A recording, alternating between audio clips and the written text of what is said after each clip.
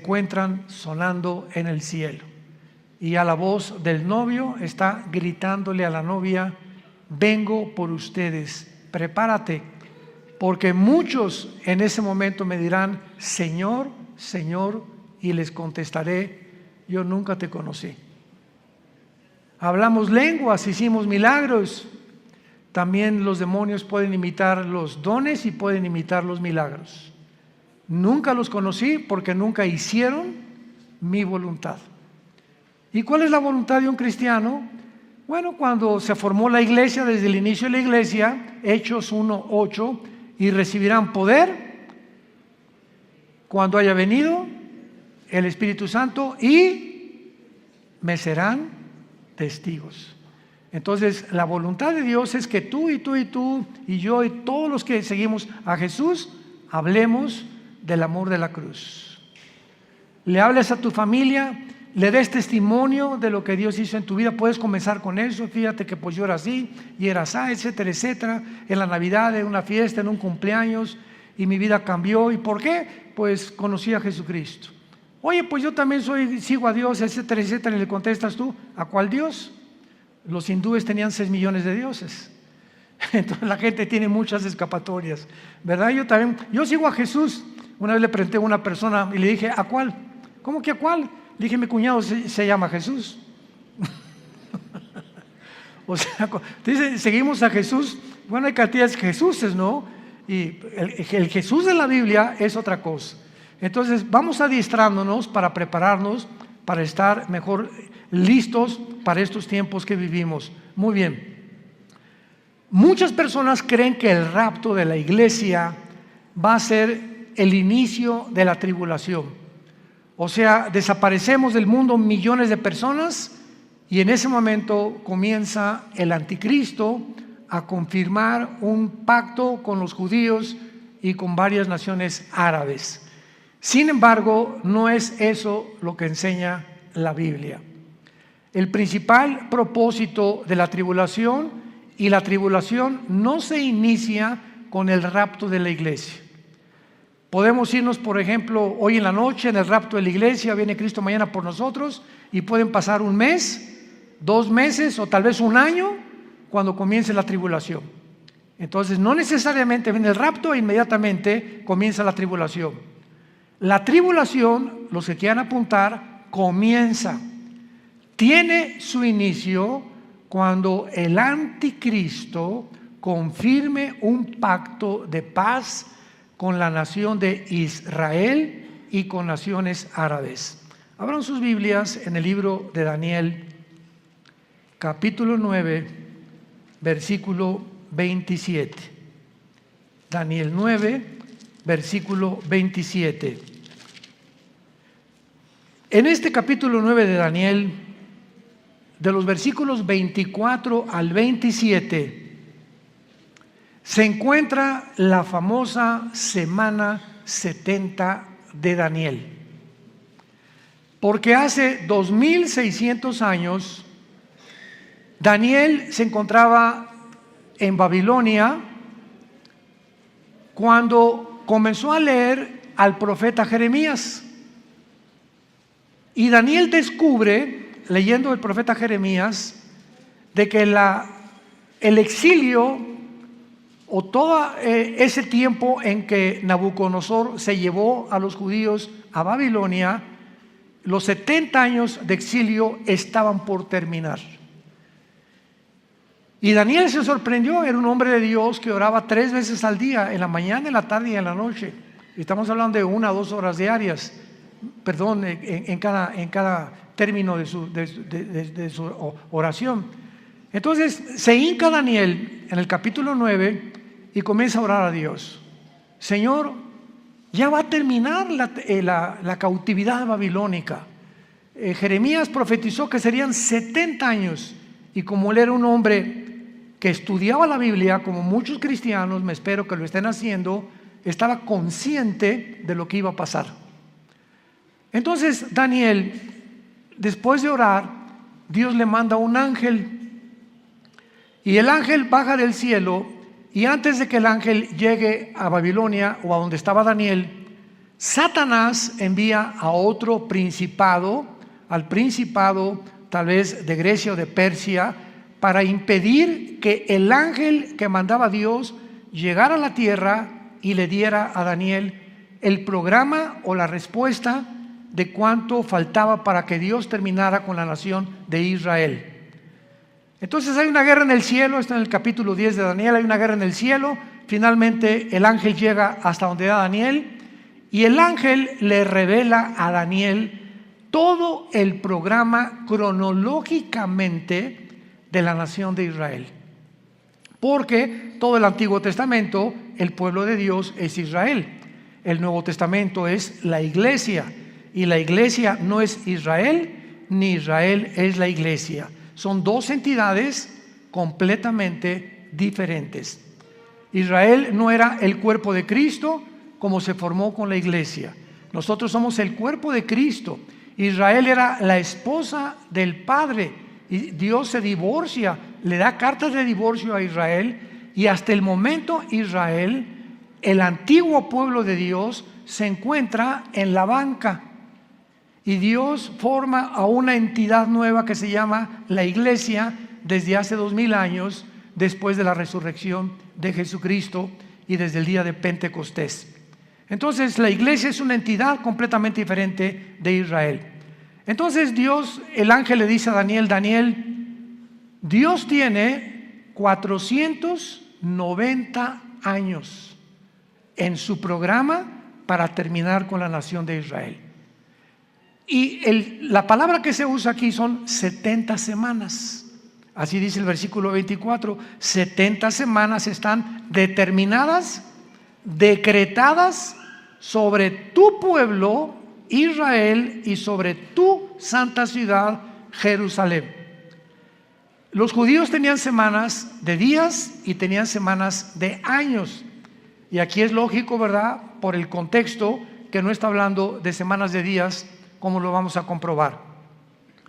Entonces 70 años están decretados para Israel, para que Dios ya acabe finalmente con toda la historia de Israel. Y el ángel le dice a Daniel: desde que se comience a restaurar la ciudad de Jerusalén, porque en aquel tiempo llegaron los babilonios, llegaron los medos persas, llegaron todo, ¿verdad?, y acabaron con Jerusalén. Cuando comience a ser restaurada Jerusalén hasta el Mesías, habrá 483 años. 483 años, o sea, 6 semanas, que son semanas de años, vuelvo a repetir. ¿Cuándo se comenzó a restaurar Jerusalén? Nehemías, capítulo 2, del 1 al 6.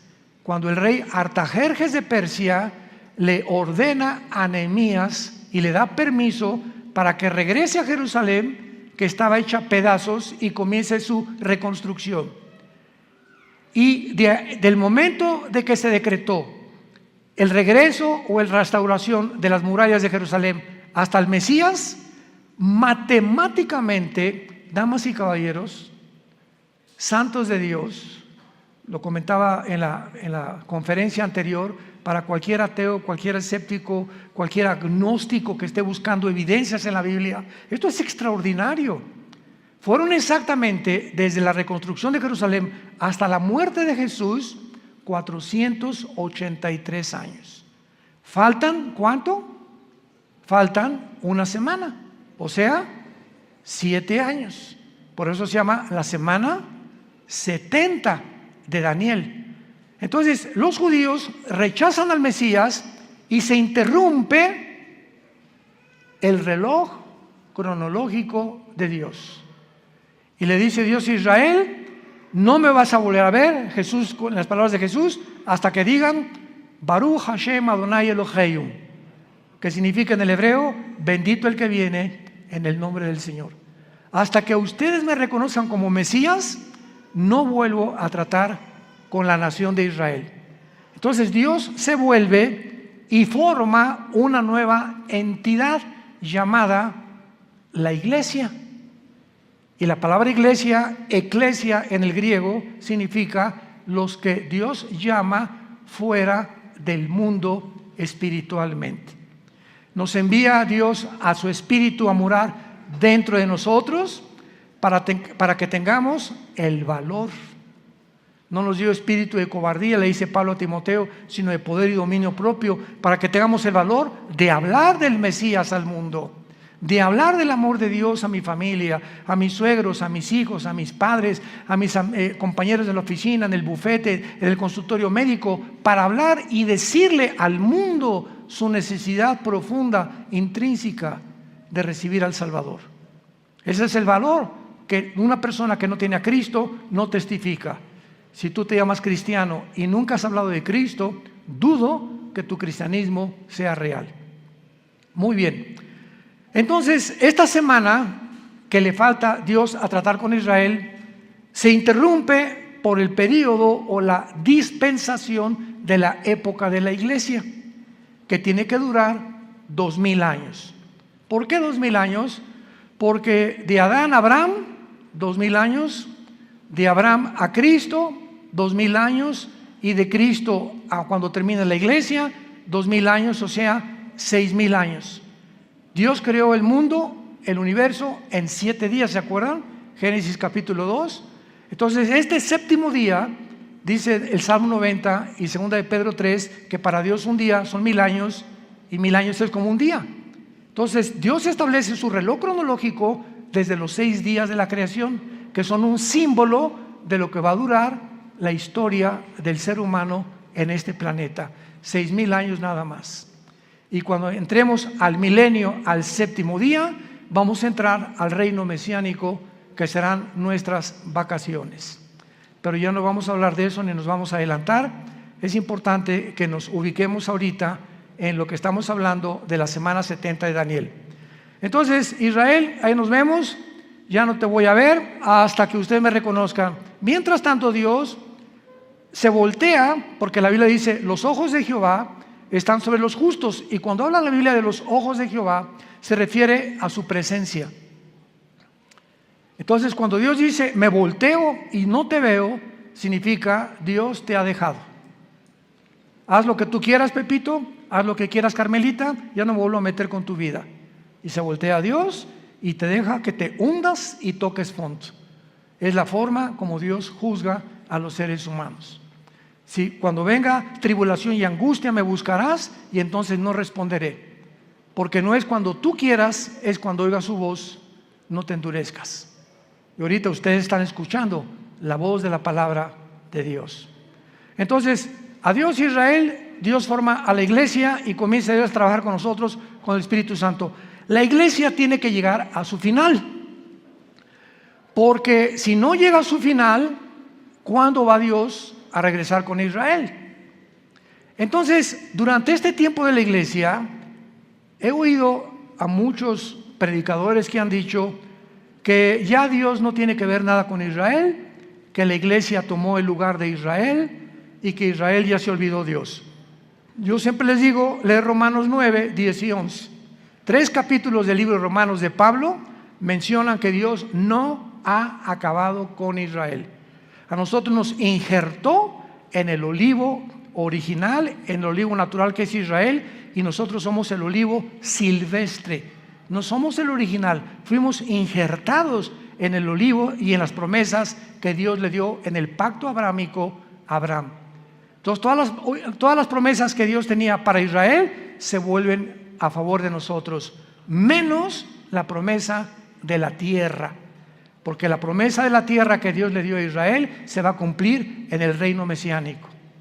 Entonces, ahora que Dios está tratando con la iglesia tiene que salir del mundo para que estos 7 años que quedan de la semana 70 de Daniel, que se llaman los 7 años de la tribulación, y vamos a ver qué otros términos se usan en la Biblia, Dios trate con Israel y los meta a un horno. ¿Qué microondas ni qué nada? Va a ser un horno de fuego donde los va a purificar para que puedan estar listos y entrar junto con nosotros al reino mesiánico o al reino milenial. Pero veamos el versículo que más nos interesa, que es el versículo 27 de Daniel 9. Y por otra semana, o sea, por otros 7 años, ahí está la semana 70 de Daniel, es la semana que falta para Israel, que son los 7 años de la tribulación. Y por otra semana está hablando del anticristo. Confirmará el pacto con muchos. A la mitad de la semana hará cesar el sacrificio y la ofrenda, y después, con la muchedumbre de las abominaciones, vendrá el desolador, que es el anticristo, hasta que venga la consumación y lo que está determinado se derrame sobre el desolador. Santos de Dios, este versículo 27, por eso la Biblia es más moderna que el periódico de mañana en la mañana.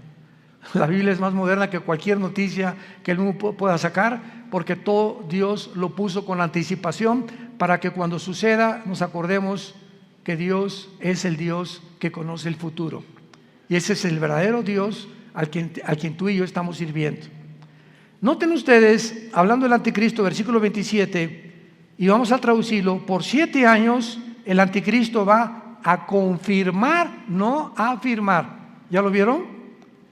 Confirmar un pacto.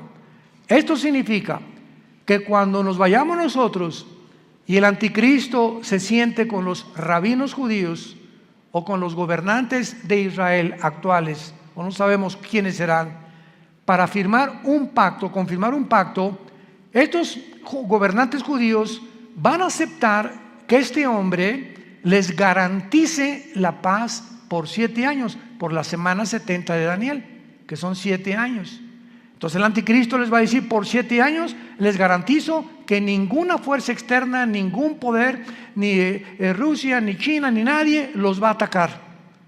Pero al mismo tiempo dice: confirmará el pacto con muchos, aparte de Israel. ¿Quiénes son estos muchos? Las naciones árabes, que han sido su principal enemigo de Israel. Ahora, qué maravilloso. Desde 1948 que Israel se estableció como nación soberana, independiente y libre, y el mundo estupefacto volteó hacia Israel, en un día se formó una nación, después de casi 2000 años que estuvieron exiliados por todo el mundo. Entonces, esto es impresionante, porque desde 1948 hasta principios de este siglo, síganme con cuidado, hasta principios de este siglo, solo dos naciones árabes habían firmado pactos de paz con Israel: Jordania y Egipto, que todavía permanecen estos paz con Israel. Pero en estos últimos meses de la administración de Trump y la administración de los demócratas en Estados Unidos, las naciones árabes, aparte de Egipto y Jordania, cosa que nunca se había visto en la historia, comenzaron a decirle a Israel: ¿nos das chance de estar bajo tu paraguas? ¿Qué? ¿What? ¿Nos das oportunidad de que quedemos bajo su protección? ¿Cómo? ¿Qué hizo que las naciones árabes comenzaran? Bahrein, los Emiratos Árabes Unidos, Sudán, Marruecos, le estén pidiendo ayuda a Israel a entrar en lo que se llama el Acuerdo de Abraham, que firmó Israel con los Emiratos Árabes, con Bahrein, puras ciudades árabes, y últimamente ya son casi 6 o 7 naciones árabes que están bajo el paraguas de Israel por causa de Irán. Porque Irán comienza a bombardear a Arabia Saudita hace 1 o 2 años, a sus pozos petroleros, y Estados Unidos no interviene, ni tampoco Israel, porque Israel no tiene ningún pacto con Arabia Saudita, es la nación más grande de toda la península arábica. Entonces se dan cuenta los árabes que si Estados Unidos no los protege ya, solamente les queda la aviación y el ejército de Israel, que es el ejército más poderoso del mundo entero. Así de chiquititos, pero bien picosos. Entonces comienzan a pedirle ayuda a Israel: oye, vamos a un acuerdo. Israel feliz, ¿verdad? Porque ahora Israel les da protección y se están protegiendo más y más y más. Y cuando dice que el anticristo va a firmar con Israel y con muchos, ya son 7 naciones árabes las que han firmado el Acuerdo de Abraham. Falta Arabia Saudita. Y Arabia Saudita, ahora que vino el presidente Biden a Arabia, todo el mundo, primero fue Israel, después fue Arabia, todo el mundo estaba esperando porque él venía a eso. pues vamos a convencerlos de que firmen y se unan a Israel.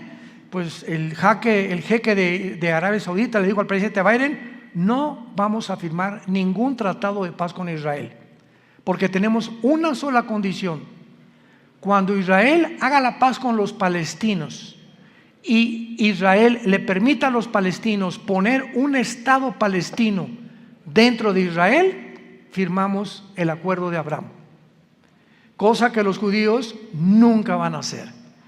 Así que le están pidiendo, ¿verdad?, algo que está completamente en contra de la misma política de hace más de 75 años que se formó Israel, para que ellos permitan que los palestinos formen un Estado dentro de Israel. Imagínense, ahorita están los palestinos en la Franja de Gaza, están en el Banco Oriental, en Jericó, y están en la frontera con Galilea, en las colinas del Golán, Siria, apuntando los cañones contra Israel.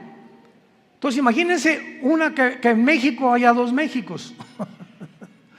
O sea que la península de Yucatán y Chetumal, etcétera, etcétera, le digan al presidente: pues nos independizamos del gobierno mexicano, pero vamos a estar dentro de la República Mexicana, pero con dos gobiernos. Vamos a hacer completamente dos gobiernos, y va a haber dos gobiernos dentro del mismo terreno geográfico de la República Mexicana. Pues esperamos guerras, ¿verdad? Esperamos siempre haber problemas, porque pues ¿cómo vamos a poder estar dos presidentes gobernando el mismo terreno geográfico que nos pertenece desde hace miles de años?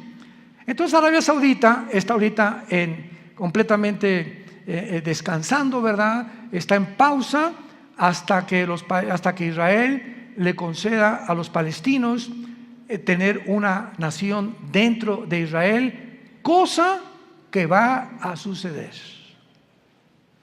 ¿Dónde lo encontramos? En el libro de Joel, en el Antiguo Testamento. Ahí denle la vuelta a Oseas, después de Daniel, para que no se vayan hasta Génesis, y luego sigue Joel, no se pierdan tanto.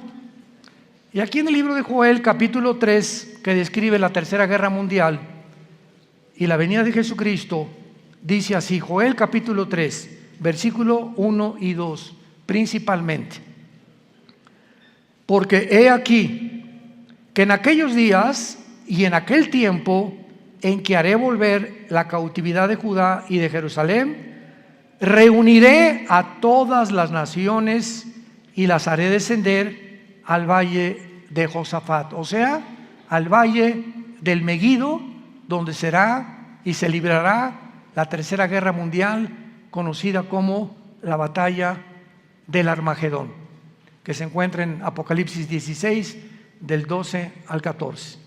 Los reuniré en el valle de Josafat, y allí entraré en juicio con ellas a causa de mi pueblo y de Israel, mi heredad, a quienes ellas esparcieron entre las naciones y repartieron mi tierra. Una de las razones por las cuales Dios se va a enojar con la nación de Israel es que van a acabar cediendo a la presión de otras naciones para permitir dos naciones dentro de una nación.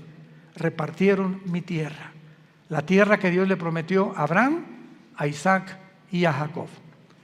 Muy bien, ahora veamos este famoso pacto de paz o tratado que confirmará el anticristo, porque hay 5 cosas claves de este tratado, los que lo quieran apuntar. Número 1, el tratado de paz que el anticristo va a confirmar con Israel será entre Israel y el anticristo, involucrando a naciones árabes. Número 1, involucrando a naciones árabes. Puesto que el anticristo tiene que surgir de alguna de las naciones que formaron el antiguo imperio romano, él será el principal protagonista. Ahora vean esto. Para los judíos el anticristo va a ser casi como un Mesías, porque para que hayan confiado que nadie los va a agredir y para que el anticristo tenga el poder de detener a naciones que sean contra Israel, es porque el anticristo va a ser un personaje sobrenatural, controlado por un principado completamente angelical, un principado de Satanás. Ahora esto es muy, muy importante, ¿verdad? Porque él va a ser el principal protagonista y él no va a permitir que nadie los ataque.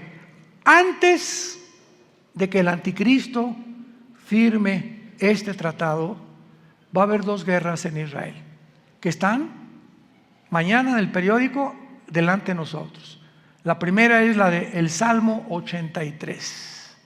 El Salmo 83 profetizó hace 3000 años que las naciones árabes que forman el círculo cercano a Israel, Egipto, Jordania, el Líbano, Irak y Siria, van a tratar de aniquilar a Israel por segunda o tercera o cuarta vez. Lo intentaron en el 48 cuando regresaron. Al otro día, cuando el primer ministro de Israel proclamó Israel como un estado libre y soberano, los atacaron al otro día, el 15 de mayo de 1948. Los volvieron a atacar en 1956. Los volvieron a atacar en la Guerra de los 6 días, 1967, junio del 1 al 7 de 1967. Y los volvieron a atacar en la Guerra de Yom Kippur, 1973. Cuando Yasser Arafat formó el movimiento para la liberación de Palestina, jurando en el decreto que tienen los palestinos: nunca permitiremos que podamos tener un gobierno en Israel sin Jerusalén. Imagínense nada más. Todos los diplomáticos, el presidente Bush, el presidente Carter, el presidente Clinton, el presidente Reagan, el presidente Trump, el presidente Biden, le han dicho a los palestinos: bueno, les damos la mitad de Jerusalén y les damos aquí, les damos allá, y ellos dicen: no, toda Jerusalén. O sea, cosa, ¿verdad? Me río porque es una imposibilidad. Como dijo Benjamín Netanyahu, que tal vez próximamente vuelva a recobrar el primer ministerio en Israel, Netanyahu dijo: el día que realmente nuestros enemigos quieran que les demos Jerusalén, vamos a tener lista la operación Sansón. Así se llama, la operación Sansón. ¿Qué pasó con la operación Sansón? ¿Se acuerdan de la vida de Sansón? En Números capítulo 3 en adelante. Bueno, a Sansón le sacaron los ojos, una mujer lo debilitó en sus fuerzas por andar ahí de rabo verde, ¿verdad? Y el Espíritu Santo lo abandonó a Sansón, se quedó sin fuerza, y entonces los filisteos tenían como un circo, lo pusieron lo empujaron, a ver tu fuerza, etc., y comenzaron a burlarse de él. Y ahí Sansón, en medio de este espectáculo donde todos se burlaban de él, los filisteos, le dijo a Dios: Padre, por favor, yo te pido, como un último acto de mi voluntad, llévame a donde haya 2 columnas, porque Sansón conocía el teatro filisteo, para que yo pueda derribar este teatro. Y entonces unas personas que lo guiaron, ¿verdad?, lo pusieron debajo de las 2 columnas, y entonces Sansón muere junto con todos los filisteos. O sea, Sansón tenía el ministerio de acabar con los filisteos, y fue hasta su muerte que terminó con ellos. En su muerte terminó con su ministerio. Entonces los judíos le llaman Operación Sansón. Si nos atacan, morimos junto con ustedes. Tenemos la bomba nuclear. Entonces Israel nunca va a permitir una invasión. Hasta este momento no lo ha permitido, y siempre ha ganado. Y nunca Israel ha sido el que provoca a sus enemigos. Nunca él ha buscado la guerra. Siempre se ha defendido de las naciones árabes. Con esto, para que no haya malos entendidos, no estamos hablando que somos judíos, porque ahorita no hay judío, no hay griego, no hay gentil, no hay italiano, no hay mexicano. En Cristo, en la iglesia, todos somos iguales. Y ahorita los judíos tampoco son parte de Dios. Están en la banca. Ahorita la iglesia son los ojos y el interés principal de Dios el Padre. Pero Dios va a regresar con ellos cuando la iglesia no está en el mundo. Esta guerra del 83 no tarda en liberarse, porque Irán sigue amenazando a Israel. Esta semana Israel bombardeó el aeropuerto de Alepo, donde encontraron que había aviones cargados de armas iraníes que estaban proveyéndoselas a los sirios para atacar a Israel. Entonces, ahorita Israel anda, ¿verdad?, pero con los ojos abiertos, con sus aviones F-35 vigilando por todos lados, que no haya movimientos de armas de Irán, principalmente a Líbano, a Siria o a Irak, porque son las naciones donde Irán tiene la supremacía. Irán ahorita sostiene a Hezbollah, el grupo terrorista más grande del mundo en el Líbano, sostiene a los yudis en Yemen, en la península arábica, y sostiene al grupo de Hamas en la franja de Gaza o en la franja de los palestinos. Así que Irán ahorita es el peligro número 1 del Medio Oriente y es el que va a iniciar esta guerra para que ataquen a Israel. Muy bien. Después de esta guerra, que tal vez nosotros la vayamos a oír en estos días, porque ya no tarda ahorita con tantos viajes que está bombardeando Israel y a Siria e Irán, y van a tener que responder, y se va a armar un conflicto bélico muy grande. Israel va a volver a ganar, de acuerdo al Salmo 83, va a volver a ganar. Y después de la guerra del 83, viene la guerra de Gog y Magog. Ezequiel 38 y Ezequiel 39, en el Antiguo Testamento. ¿Cuál es la guerra de Gog y Magog? Cuando Rusia, Putin, vea que ya los judíos vencieron a los árabes, ahorita Putin está reuniendo a todas las naciones islámicas del mundo entero bajo su sombrilla. Y bíblicamente, en Ezequiel 38, las naciones que van a estar en la región de Magog. Magog es una zona geográfica que comienza desde Finlandia, el mar Báltico, baja por Ucrania. Ucrania pertenece a Magog, por eso nunca se va a salir Putin de Magog, de Ucrania jamás. Kirguistán, Uzbekistán, Kazajistán, Afganistán, Pakistán y todas las regiones del mar Báltico y del mar Negro que están al sur de Rusia, que se dividieron de Rusia en 1991, cuando el comunismo cayó, se perdió en Rusia, la Unión Soviética, el 30% de su territorio, que son todas estas naciones que ahora son independientes de Rusia. Pues Putin, su propósito es reunirlas a todas, y todas son musulmanas menos Ucrania. Todas son musulmanas menos Ucrania. Y todas estas naciones se van a unir después de la guerra del 83 para venirse en contra de Israel. Qué interesante que Putin tenga semanas buscando alianzas con todas estas naciones. Ya está en Kazajistán, acaba de salir de Kazajistán hace algunos días y va a comenzar a recorrer o a hacer una campaña para unir estas naciones y se cumpla Ezequiel 38 y 39, que será la guerra de la antesala de la guerra del Armagedón. Y pienso de una forma particular que estas dos guerras, la del Salmo 83 y la de Ezequiel 38 y 39, van a suceder antes de que nos vayamos de este mundo.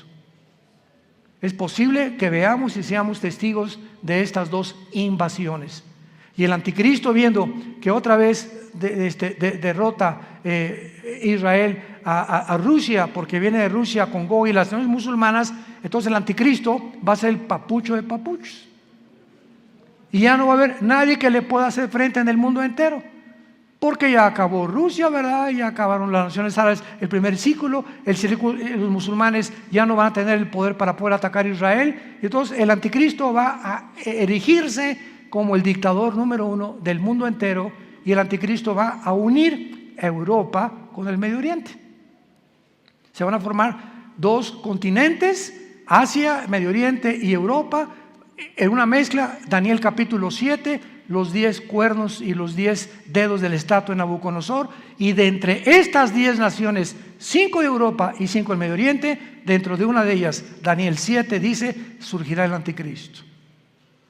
Así que no especulemos que el anticristo es el Papa, o que Obama tiene cara del anticristo también, o que el príncipe Felipe por aquí por allá, o que Gorbachov se murió hace 3 días, así que tampoco podía ser el anticristo. Decían que porque tenía un lunar aquí era el 666. Bueno, ha habido tantas especulaciones, ¿no?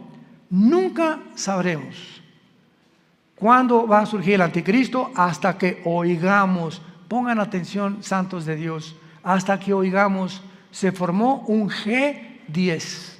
ahorita hay un G7. 5 naciones de Europa, viendo que ya no pueden subsistir por el gas que Rusia les está impidiendo tener ahorita el invierno de este año en la Unión Europea, ha aumentado el gas en cada nación de Europa 10 veces más. Entonces Europa se encuentra hundiéndose económicamente y ahora sin gas, porque Rusia le está cerrando ya la llave por haber tratado de ayudar a Ucrania. Va a quedar Europa tambaleándose, ¿verdad? Y no hay mejor caldo de cultivo para un dictador que cuando una nación está en problemas, como lo fue para Adolfo Hitler. Adolfo Hitler en 1932-33 acaba de pasar la Primera Guerra Mundial, perdió Alemania en la Primera Guerra Mundial. Vino el caos económico en los 30s, donde la gente se está muriendo de hambre. Y en medio de este caos, Alemania estaba llena de comunistas, porque el comunismo comenzó en el 93 con los bolcheviques, con Lenin, estaba sin trabajo, no había fábricas, y llega Hitler y crea la Volkswagen, que significa el carro del pueblo. Fernando Porsche fabrica los primeros carros Porsche, hace fábricas, saca Hitler a los comunistas de Alemania, y pues decía la gente, este es el hombre que estamos esperando. Siempre el engaño del populismo, ¿verdad? De los gobiernos populistas. Este es el que estábamos esperando. Porque siempre, desgraciadamente, estamos esperando un hombre que nos saque del hoyo. Y no hay nadie que nos pueda sacar más que Jesucristo, el Hijo de Dios, nada más. Entonces Hitler tenía el caldo de cultivo, ¿verdad? Igual todos los grandes dictadores que ha habido en la historia, Saddam Hussein, el que tú me quieras mencionar, surgen cuando el problema en la nación se encuentra completamente económicamente quebrantada. Y de ahí el que surja en la nación le estará eternamente agradecido que lo sacó del hoyo, pues el anticristo se formará y lo adorarán como Dios. De los milagros va a solucionar el problema de Europa, va a solucionar el problema del Medio Oriente, va a solucionar el problema de África, va a solucionar el problema del hambre, del clima y de todos los problemas que ahorita han sido insolubles. El anticristo tendrá la sabiduría, la destreza, el poder de poder realizarlo. Veamos en el libro de Daniel capítulo 8 lo que acabamos de comentar del anticristo. Porque aquí se escriben en estos versículos claramente los poderes del anticristo durante la tribulación. Daniel 8, 23 al 25. Está hablando de la persona del anticristo. Escuchen con mucha atención. Y al final del reinado de estos, cuando los transgresores lleguen al colmo, se levantará un rey altivo, de rostro y entendido en enigmas. Su poder se fortalecerá, mas no con fuerza propia, y causará grandes ruinas y prosperará, y hará arbitrariamente y destruirá a los fuertes y al pueblo de los santos. Con su sagacidad hará prosperar el engaño. En su mano y en su corazón se engrandecerá, y sin aviso destruirá a muchos, y se levantará contra el príncipe de los príncipes, pero será quebrantado, aunque no por mano humana. Rápidamente, para terminar, resalto estas características. En primer lugar, el poder del anticristo no será de él. Su poder se fortalecerá, mas no con fuerza propia, y lo explica Apocalipsis capítulo 13. Y Satanás le entregó su autoridad, y le entregó su poder, y le entregó su sabiduría al anticristo. Por eso dice, su poder se fortalecerá, pero no de él. Todo lo que él haga será porque estará completamente poseído por principados demoníacos. En segundo lugar, dice el versículo 23, que va a ser un rey altivo de rostro y entendido en enigmas. Apunte la palabra en hebreo, enigmas, que es chida. No chiro, chida. C-H-I-D-H-A. Chida. Escuchen lo que significa la palabra chida. Significa dichos o cosas difíciles de resolver, problemas para la inteligencia común del ser humano. O sea, que Él va a tener una capacidad sobrenatural, científica, filosófica, política, religiosa, que va a asombrar a la mente más brillante que pueda en ese tiempo existir en el mundo. Entendido en enigmas, su poder se fortalecerá, prosperará y hará arbitrariamente y destruirá a los santos con su sagacidad. Esta palabra sagacidad es la palabra sekel en el hebreo, S y con K, sekel, apúntala, que significa inteligencia para resolver crisis. Con su inteligencia para resolver crisis hará prosperar el engaño.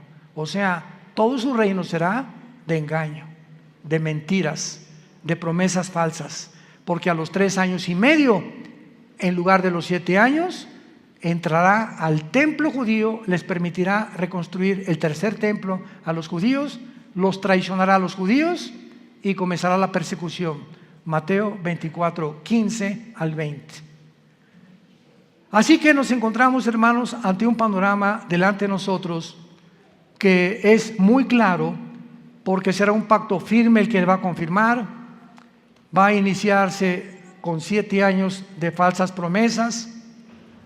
Les dará a los judíos el derecho de reconstruir el templo, y a los 3 años y medio profanará el templo, persiguiendo a los judíos y a los cristianos que queden en aquellos días. Tenemos ante nosotros una película, por eso se llama el Apocalipsis. ¿Saben qué significa la palabra Apocalipsis? Viene del griego descorrer la cortina, es lo que significa, descorrer la cortina. Dios en el Apocalipsis nos descorre las cortinas que nadie con su inteligencia natural o humana puede penetrar en el futuro más que el Dios de la Biblia. Nos corre y nos abre la ventana para que nos asomemos y nos diga: he aquí, vengo en breve. Dichosos los que lavan sus ropas para tener derecho al árbol de la vida, y para que sepan que en cualquier momento vengo por ustedes, y muchos se arrepentirán, se jalarán los pelos al darse cuenta que era demasiado tarde, porque nunca hiciste firme tu vocación y tu elección. La puedes tú hacer en esta tarde a través de la convicción que el Espíritu Santo causa en tu corazón. Oremos. Te damos gracias, Padre y Dios de Jesucristo nuestro Señor, el gran pastor de las ovejas, por el pacto sempiterno. Oramos que Dios te haga hacer, que te motive y que tu pueblo pueda despertar, Señor, porque tu pueblo está dormido. Hay un engaño operando en el mundo entero ya, haciéndonos creer cosas que no son reales. Los medios de comunicación están llenos de mentiras, falsedades por todos lados, donde el mundo ya no sabe qué creer y qué no creer. Pero tenemos la palabra profética más segura, a la cual haríamos bien en estar atentos como a una antorcha que alumbra en lugar oscuro hasta que el lucero de la mañana salga en nuestros corazones. Gracias, Padre, por tan grande salvación, por esa cruz donde tu Hijo le pusieron espinas en la cabeza, clavos en las manos y clavos en los pies, y desangrando y agonizando, Él pudo expresar las palabras más sublimes que un hombre en ese estado pueda expresar: perdónalos, porque no saben lo que hacen. Pero en este momento tú ya sí sabes que Él murió por ti, para pagar por tus pecados.